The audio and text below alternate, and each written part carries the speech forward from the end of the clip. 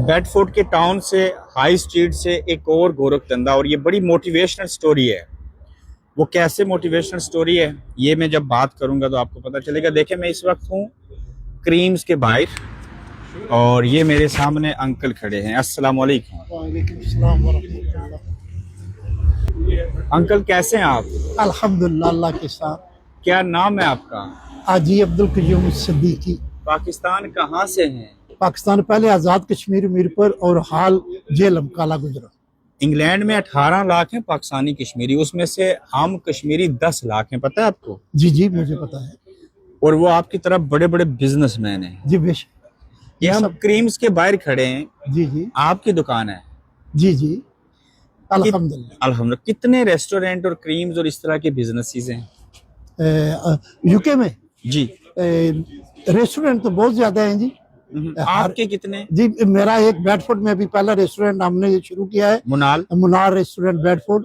और ये क्रीम कब बनाया था? ये क्रीम्स आज से 7 साल पहले इसकी ओपनिंग हमने की थी और 2 साल लगे थे हमको इसको बनाने में। ये कैसा चल रहा है? अल्हम्दुलिल्लाह बहुत अच्छा चल रहा है। आपकी इंग्लैंड में जिंदगी कैसी गुजरी? बहुत अच्छी अल्हम्दुलिल्लाह, अपने दीन के साथ, अपनी दुनिया के साथ, अपने मुल्क के साथ, अपनी इन कम्युनिटीज के साथ। रिटायर्ड है ना? जी जी मुझे 18 साल हो गए। 18 साल हो गए? जी। उम्र क्या है? मेरी 68। और अंदर चल के दुकान दिखाएंगे ना? जी जरूर। उससे पहले चंद चीजें पूछूं? जी जरूर। हमारी चौथी पांचवी नस्ल है इंग्लैंड में। आप भी वालिद हैं और दादा भी होंगे, नाना भी होंगे। कितना मुश्किल है औलाद की तरबियत करना गैर इस्लामी मुल्क में? जी बहुत मुश्किल है, इसमें कोई शक नहीं। ये जो घर का सरबराह होता है ये उस पर डिपेंड है। उस पर डिपेंड है? उस पर डिपेंड है कि वो बच्चों को टाइम दे। तो जब आप रिटायर्ड हो गए तो वक्त कैसा गुजरता है? बहुत अच्छा गुजरता है, अल्लाह की याद में गुजरता है, अपनी फैमिली के साथ गुजरता है, मस्जिद में जाते हैं, दोस्तों के साथ बैठते हैं। इंग्लैंड कब और क्यों आए थे? बस यहाँ पर मजदूरी के लिए आए थे जी, जो सीधी सी बात। वालिद साहब भी और बाप दादा भी इंग्लैंड होते थे? जी वालिद साहब आए थे 58 में। 58 में? उसके बाद मेरे भाई और बहने। तो मेहनत मजदूरी की? जी मैंने मजदूरी फैक्ट्री में काम किया? जी जी। आज रिटायर्ड हैं? जी जी। और जब रिटायर्ड भी हो गए, सारी चीजें होगी, कारोबार चल रहे हैं, कोई फिक्र नहीं है? जी अल्लाह का शुक्र अदा करता हूँ। शुक्र अदा करते हैं। ये सब अल्लाह का दिया है। 18 साल हो गए रिटायर्ड हुए हुए। आखिरी बार पाकिस्तान कश्मीर जेलम कब गए? जी मैं ये 2 साल पीछे भी गया था। मैं अक्सर जाता रहता हूँ, हर साल 2 साल। तो जब आए थे तो दिल करता था आऊंगा और बड़ा हो जाऊंगा, मेहनत करूंगा, पैसे कमाऊंगा, वापस जाऊंगा, वहीं रहूंगा अपनी मिट्टी में और फैक्ट्रियां लगाऊंगा, ये ख्वाब होता था? बिल्कुल होता था। आपने अच्छा सवाल किया। ये पूरा क्यों नहीं हुआ? बस कुछ अपने मुल्क के हालात को देख कर डर गई। ये ख्वाहिश अब भी बाकी है? अब भी है, अभी भी थी। मैं चाहता था कि वहां पर मैं रेस्टोरेंट खोलूं, वहां पर मैं बच्चों को जो वो सेटल करूं, लेकिन हालात देखकर डर लगता है। लेकिन मैं फिर भी अल्लाह का शुक्र अदा कर, वो हमारा मुल्क है, जमीन हमारी है, वो सियासतदान हमारे हैं, वो लीडर हमारे हैं, फौज हमारी है, हमारी उसके साथ एक वाबस्तगी है, रूह की वाबस्तगी है हमारी। मिलियंस ऑफ पाउंड के आपको कारोबार है और अल्लाह का करम है। अल्हम्दुलिल्लाह रब्बिल आलमीन। ये कामयाबी का राज क्या है अंकल? अल्लाह का फजल, जब अल्लाह चाहता है। हलाल रिस्क कमाना, हलाल रिज़्क़, सुभान अल्लाह। कितना ख्याल रखा हलाल रिस्क खिलाऊं? 100%। अच्छा, ये आपकी अल्लाह माफ कर। अल्लाह, ये है क्रीम्स आपकी दुकान, ये साथ है जुआ खाना और शराब खाना नेक्स्ट डोर। जी जी जी। कितनी बार गए? अल्हम्दुलिल्लाह सुबह अल्हम्दुलिल्लाह। ना कभी शराब पिया मेरे बच्चों ने, मैंने ना कभी सिगरेट पिया है और ना कभी गेम। मुझे तो ये भी नहीं पता था कि ये जुआ खाना या शराब खाना है। और इतनी आसानी से जुआ खेला जा सकता है। शराब सस्ती है, मीठी है, सुना है, पी सकते हैं, पता नहीं, कुछ लेकिन फिर भी ऐसे नहीं किया। सच बताएं, किसके डर से नहीं किया? अल्लाह के डर से। अब्बा के डर से नहीं? नहीं, वो तो फिर और बात हो जाती है ना। अल्लाह के डर से। अल्लाह के डर से। अल्लाह के डर से। और मेरे बच्चों ने भी ना सिगरेट पिया ना शराब पी है। उधर पाकिस्तान में तो मुसलमान हो के चोरी छुप के भी पी लेते हैं, यहाँ तो हर जगह मिलती है। ये अल्लाह ने हमें बचा के रहा, हमारा इसमें कोई कसूर नहीं है। अंदर चल के दुकान दिखाएंगे? अल्हम्दुलिल्लाह। चलें आप। अच्छा, तो ये कब बनाई थी दुकान?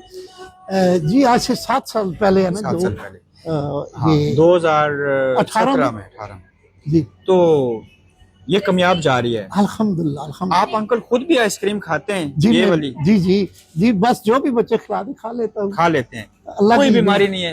जी नहीं, अल्लाह के साथ, अल्लाह का शुक्र है। अल्लाह के साथ। तो वॉक करते हैं? जी वॉक भी करता हूँ। आपने यहाँ कम्युनिटी सेंटर बनाया जिसमें 300-400 बच्चा पढ़ता है। जी जी, मसाजिद आप लोगों ने बनाई। जी, अब जी। सुना है कब्रिस्तान बनाया है 1 बिलियन पाउंड कौंसल से लेके बल्कि 16-17 लाख पाउंड लगेगा जी टोटल कब्रिस्तान पे। कब्रिस्तान। तो ये आप लोगों को ख्याल कैसे आया कि पहले हम ईसाई हिंदू मुसलमान एक ही कब्रिस्तान में इकट्ठे सोते थे मरने के बाद? जी सही है। तो आपने क्यों सोचा कि अलग अलग होना चाहिए? ये कुछ चंद दोस्त बुजुर्ग थे हमारे यहाँ पर, आज इकबाल साहब थे और आज जी लियाकत साहब थे, आज ये इशफाक साहब थे, मास्टर जफर साहब थे और भी चंद बुजुर्ग थे।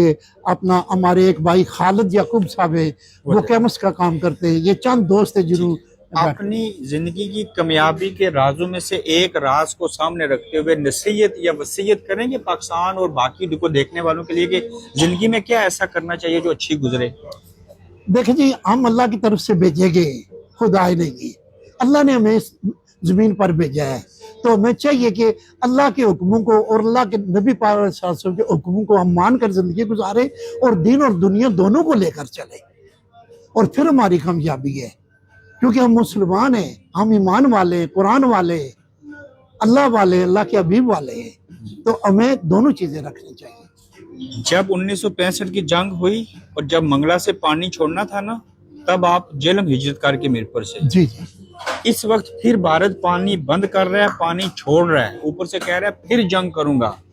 आज भी जब 68 साल की उम्र में वही बातें सुनते हैं तो क्या कहेंगे इसके ऊपर?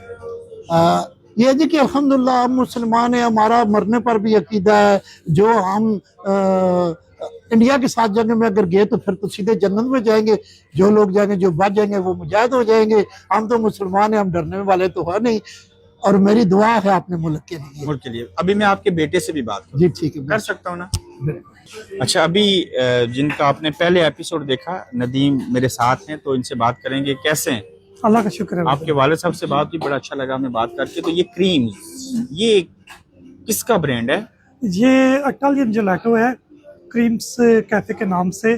सो ये one of the biggest UK की डिजर्ट फ्रेंचाइज डिजर्ट फ्रेंचाइज है। जी जी। अच्छा, इटालियन ने जहाँ पे क्रीम को इजाद किया, वहीं पे और कौन कौन सी ऐसी चीजें जो इटालियन रोमर्स ने इजाद की?